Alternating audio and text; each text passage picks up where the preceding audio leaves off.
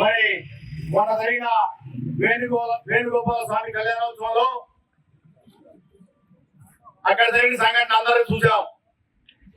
ఆ కార్యక్రమంలో ఎమ్మెల్యే గారు దంపతులతో వచ్చారు, ఎంపీ గారు దంపతులతో వచ్చారు, అలానే మా ఏఎంసీ చైర్మన్ గారు దంపతులతో అక్కడ రావడం జరిగింది. మరి స్వామివారి పట్టు వస్త్రాలు తీసుకునే క్రమంలో లాస్ట్ ఇయర్ లాగానే స్వామివారికి పుట్టు వస్త్రాలను వెండి బల్లెలో పెట్టి ఎంపీ గారి దంపతులకు ఇవ్వడం జరిగింది. అలానే ముత్యాల తలంబ్రాల బల్లెలను ఎమ్మెల్యే గారి చేతిలో ఇవ్వడం జరిగింది.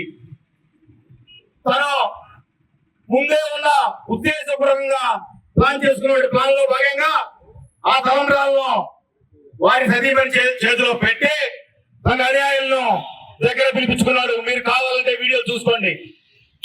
ఏదైతే డిబేట్ లో చెప్పుతో కొట్టాడో, పేరగని చెప్పులు వేసుకొని ప్రాంతం వచ్చాడో, అలాగనే గుడికి కూడా మరి మందు తాపించి తన అనుయాయులను తీసుకొని వచ్చి వాళ్ళతో మంత్రాలు చేసి మీరు దగ్గరగా ఉండండి, నేను తాంబూలం లాక్కుంటా ఉన్నాను. అక్కడ 260 గంటలు కూర్చొని ఉన్నాయి. మేమందరం వచ్చిన మా నాయకులు, తిరువురు ఎదురు వచ్చిన నాయకులు, కార్యకర్తలు అందరూ పోలీసు వారి విజ్ఞప్తి మేరకు బార్గేట్లు బయట కూర్చోవడం జరిగింది. మరి కళ్యాణోత్సవంలో కూర్చున్నటువంటి దంపతులందరూ ఆ పట్టు వస్త్రాలు తాంబూలాల కోసం వెయిట్ చూస్తున్నారు. ఆ క్రమంలో తను ఎంపీ గారు 2 అడుగులు వేయగానే తలంబ్రాలని పట్టు వస్త్రాలను లాక్కోవడం జరిగింది. లాక్కొని నువ్వు తీసుకెళ్తుండగా ఇది తప్పు అని నేను ఆ పట్టు వస్త్రాల తాంబూలాన్ని పట్టుకోవడం జరిగింది. దానికోసం నువ్వు అగ్రవర్ణ కులాలు దాడి చేశారని చెప్తున్నావు. అగ్రవర్ణ కులాలు దాడి చేసడానికి నీకు అర్హత ఎక్కడే? నువ్వు చేసిన మాదిగ ధూమ్ధాం సభకి నువ్వు వచ్చిన 10 రోజులకి నేను 80 లక్షల రూపాయలు దానికి డొనేట్ చేశాను. నీకు 80 లక్షల రూపాయలు నేను ధూమ్ధాం సభకి ఏర్పాటు చేస్తే నువ్వు ఆ సభ నడిపావు. ఇది కాదా నీ కూతురు తీసుకొచ్చి ప్రమాణం చేయగలుగుతావా? నువ్వు నీకు దమ్ముందా?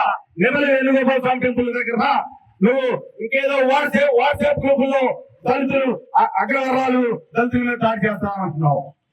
మేము ఆ రోజున ఎంతో సమయంగా మా చైర్మన్ దంపతులు గాని, మా రాజన్ సార్ గాని, దత్తు గారు గాని, ఎంపీ గారు గాని ఒకటే చెప్పారు, సమయంతో పాటించండి, ఆగండి, వద్దు గోవద్దు, ఇక భక్తి శ్రద్ధలతో ఉండాలని చెప్పారు. కాబట్టి మేమందరం భక్తి శ్రద్ధలతో అక్కడ కూర్చొని, అలానే మా మీద మా ఆవేశాన్ని చూసి పోలీసు వారు పోలీసు బలగాలతో నిన్ను రోప్ పార్టీతో బయటికి పంపించారు. నీ బతుకు అది. ఎందుకంటే మేము ఆగ్రహంగా ఉన్నాం, నిన్ను పీసులుగా చేస్తారనే ఉద్దేశంతోనే నీకు పోలీసు వారు ప్రొటెక్షన్ తో పంపించారు. అలానే గొడవ జరిగిన తర్వాత తలంబ్రాలకి పోలీసు వారు ఎంపీ గారిని పిలుస్తాం అని చెప్పంటే ఎంపీ గారు మా చైర్మన్ గారు అక్కడ కూర్చొని ఒకటే చెప్పారు, అతన్ని తలంబ్రాలు పోయినవ్వండి, చేయనివ్వండి. ఇక్కడ 50,000 మంది దీన్ని చూస్తున్నారు. ఎక్కడెక్కడికో ఈ మాధ్యమాల ద్వారా ఈ నెమరి టెంపుల్ చాలా ప్రత్యేకమైన టెంపుల్, దీన్ని ప్రపంచం మొత్తం చూస్తుంటారు. మనం అలా చేయొద్దు, మనకి ఇక్కడ ప్రోటోకాల్ అనేది వద్దు, సామాన్య భక్తులు లాగానే ఎంపీ గారు కూర్చొని ఉన్నారు అని చెప్పి ఆ ప్రోగ్రామ్ ని విజయవంతంగా చేసుకున్నాం. ఇవన్నీ నువ్వు చేసే అబద్ధాలు. ముందు తాగలుగుతావు, నువ్వు తాగా ముందు నువ్వు కూర్చున్నావు, తెలీదా? నువ్వు ప్రమాణం చేస్తావు ఏంటి? నువ్వేదో పెద్ద అందరూ తాగుబోతులు నీ పరిస్థితులు అంటావు. నీ బతుకు మొత్తం నేను మాట్లాడతా. నువ్వు ఈ నియోజకవర్గంలో నీ గురించి పూర్తిగా నాకు తెలుసు. నువ్వు ఫస్ట్ నాతో నేను మొత్తం ప్రయాణం చేసింది కూడా నువ్వే. నువ్వు ఎప్పుడు సోషల్ మీడియా వేదికగా దళితులను రెచ్చగొట్టాలని చూడమాకు.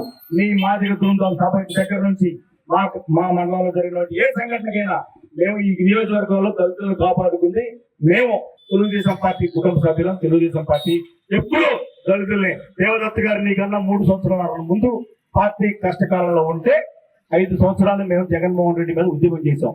నువ్వు తలగొడ్డ ఒక్కటి కట్టుకొని నేను ఉద్యమకారుగా ఫీల్ అవుతున్నావు. నీ ఉద్యమకారులో ఒక కమిటీ ఉంటుంది, ఆ కమిటీ నీతో పాటు తెచ్చుకోగలుగుతాను. నీకు ఒక కమిటీ ఉందా?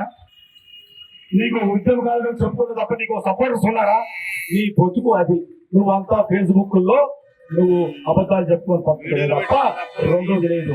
నేను ఒకటే చెప్తున్నా, నువ్వు ఇంకేదేదో చేస్తా, నేను అబద్ధాలతో బతుకుతా, నేను అది ఇది అన్నావు. నువ్వు ఏం బతకలేవు, నువ్వేం పేగలేవు. నిన్ను ఈ నియోజకవర్గంలో ప్రతి ఊర్లో అడ్డుకుంటాం. నువ్వు చాలా డిబేట్లు పెట్టి రైతులు ద్వారా గంపలగూడ మండలంలో నువ్వు ప్రజా దర్బారు పెట్టి అడుగులు మాట్లాడావు. అయినా మేము ఓర్పుకున్నాం. మధ్యలో 3 నెలలు చాలా ఓర్పుగా ఉన్నాం. పార్టీ మీరు క్రమశిక్షణతో ఉండాలి, అల్లరి చేయొద్దు అంటే ఉన్న ఓపిక ఉండి దాన్ని మా చాదగాంతరంగా తీసుకుంటాం. మేమేంటో మా తమ్మేంటో చూపిస్తాం. అలానే మరి నిన్న దేవినేని గణేష్ గారు ప్రెస్ మీట్ పెట్టి ఇక్కడ ఎంపీ గారి మీద ఏదేదో మాట్లాడుతున్నారు. అయ్యా అసలు నీకు ఒకటి తెలుసా? నీ మండల వైసీపీ పార్టీ నీ మండల అధ్యక్షుడు భార్య అక్కడ గుడి చేయడం అది నీకు తెలుసా? అసలు అక్కడ ఏం జరిగిందో నీ మండలాధ్యక్షుడికి మండలాధ్యక్షుడు సతీమణికి ఫోన్ చేయి, వాళ్ళు ఏం జరిగిందో చెప్తారు. లేదంటే దమ్ముంటే వాళ్ళిద్దరిని ప్రెస్ మీట్ పెట్టి నువ్వు అక్కడ ఏం జరిగిందో వివరణ తీసుకుని ప్రెస్ మీట్ పెట్టి మాట్లాడచ్చు. అంతేగాని చేతగాని మాటలు నువ్వు విజయవాడలో కూర్చొని మాట్లాడొద్దని చెప్పుకుంటూ ఈ అవకాశం ఇచ్చిన వారికి ధన్యవాదాలు చెప్తున్నాను.